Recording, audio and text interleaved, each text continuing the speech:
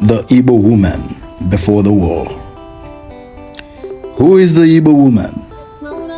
What are they known for? What do they represent in the society? And what are their virtues?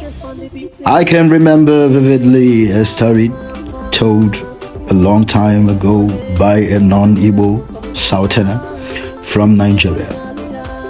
He said the Igbo woman used to be an epitome of a virtuous woman who opposed the sanity of marriage, family, and culture.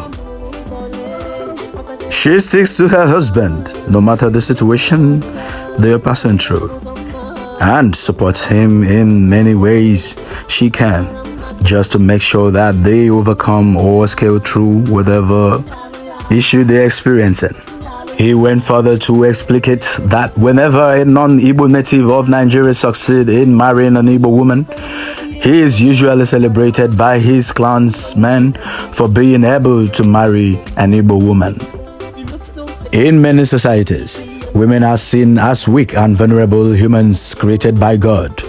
Despite the fact that women play larger roles in decision-making in families and societies, they have been portrayed and regarded as weak from time immemorial to date in our societies. Historically, women have helped in ensuring stability, progress, and long-term development of nations. During the pre-colonial era, Igbo women were known and characterized to be stronger in power, even though they played a big part in the Igbo society. The dominant role of Igbo women is to make sure that they are pure wives for their honorable husbands.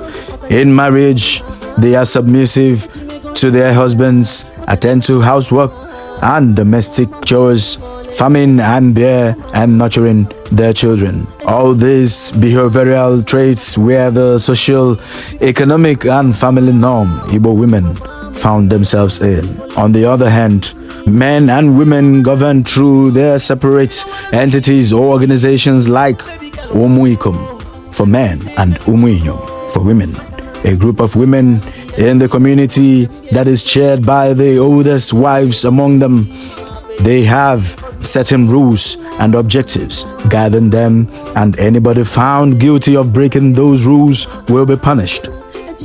A case of domestic violence by the men, child abuse, or ill treatment against any wife, women, or children will be punished or seen punishment meted out by the Umuinyom, either by giving certain number of strokes, buying listed items to appease the wife or child, among many others.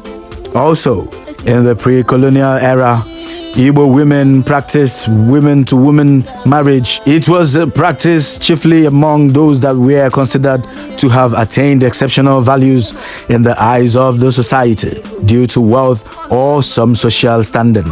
Those who have passed menopause, these women would marry wives for themselves and as well for their husbands, sons, or siblings. They were regarded as men and influential, and by paying the bride price for women, their statuses were elevated in the society, and this made them enjoy the same privileges as men. This type of marriage institution was not created to facilitate what we now have as lesbianism.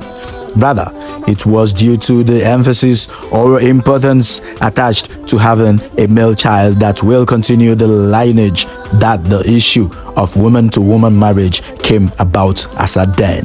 The Igbo society was obsessive about childbearing.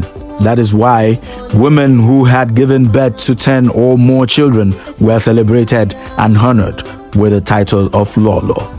In some villages, a woman that gives birth to up to 12 children will be rewarded by killing a cow to celebrate her. Also, common is the case where a father who does not have a son appoints one of his daughters to become a son.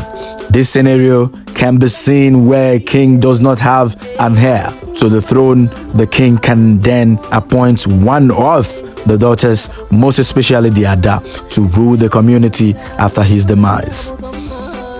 This was how some of the female kings or leaders came about in Igbo society. In terms of fashion, Igbo women wore wrappers that only covered their private parts.